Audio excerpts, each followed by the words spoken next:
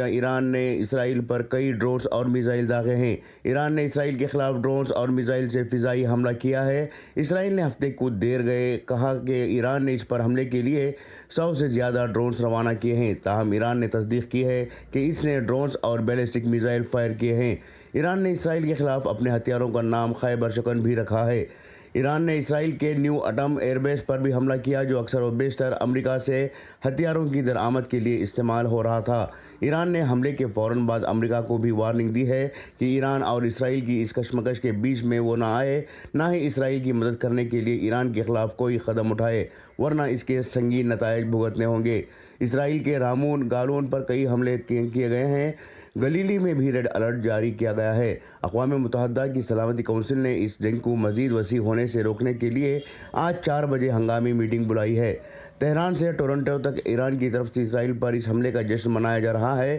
بعض نامور فلسطینی حامی صحافیوں نے اسے عید جیسی خوشی سے تعبیر کیا ہے۔ سردست ایرانی حملے کے جواب میں اسرائیل نے کوئی قدم نہیں اٹھایا ہے اور اپنے اقدام کے لیے وہ امریکی اتھارٹی سے مشورہ کر رہا ہے۔ بہرحال جو بھی ہو، یہ بات تو طے شدہ ہے کہ ایران نے تاریخ میں اپنی جگہ بنا لی ہے۔ نام نہاد سنی مسلم ممالک جو نہیں کر سکے، وہ ایران نے جس بھی درجے میں صحیح کر دکھایا ہے۔ ایران نے اپنے قونصلیٹ پر اسرائیلی حملے کے جواب میں یہ حملہ کر کے اسرائیل کو راست چیلنج کرنے اور اس کی سرحدوں میں گھس کر حملہ کرنے کی جرات دکھائی ہے۔ اسرائیل پر اس راست حملے کے سبب ایران کے لیے مقبولیت میں اضافہ نظر آ رہا ہے۔ اگر یہ جنگ دراز ہوتی ہے اور ایران ثابت قدم رہا تو اسلامی دنیا میں ایران کا خد سنی مسلم ممالک سے کئی گنا زیادہ بڑھ سکتا ہے۔ ایران کا ٹارگٹ بھی عالم اسلام میں اپنے لیے قائدانہ جگہ بنانے کا ہے، اور یہی تاریخ و قدرت کا اصول بھی ہے کہ مقبولیت اس کو ملتی ہے جو میدان میں کسی بھی طور پر نظر آتا ہے۔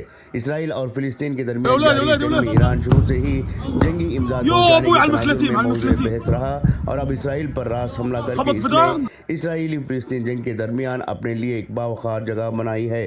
خود فلسطینی اس کا اعتراف کر رہے ہیں۔